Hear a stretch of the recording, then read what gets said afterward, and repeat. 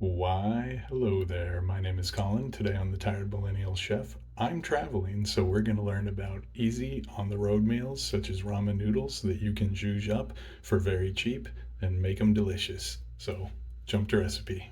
Helpful hint, grab some chopsticks and some soy sauce from the sushi department if your grocery store has one. We're going to start with our noodles. Open it up, add water. Add your seasoning mix. Cook for the indicated amount of time.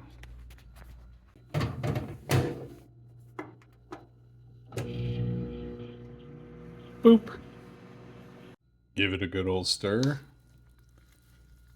Stir, stir, stir, stir, stir. Top it off with just a little more water for the extras that we're going to be putting in. Pack of chicken. A nori seaweed sheet. Some ham if you want a little more protein. Some lettuce or pickled veggies if you want to add a little foliage. Hard-boiled eggs, critical. Then drizzle over a little soy sauce. Drizzle, drizzle. I let it sit for about 10-15 minutes to allow the broth to soak in the noodle, and then you just stir it up and enjoy.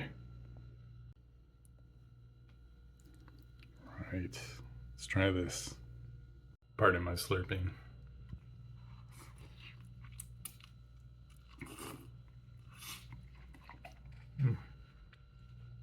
The broth is rich and flavorful and just absolutely delicious. Tastes leagues above what you paid for it. All this food cost maybe $25.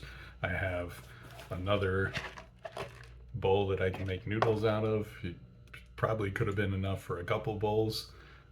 And on top of that, I still have leftover lettuce and ham for wraps or sandwiches if I want. Even have some eggs left over. So all of this very quick, very easy, super flavorful, super tasty, and inexpensive. Hope you enjoy. Bye. Oh, so full.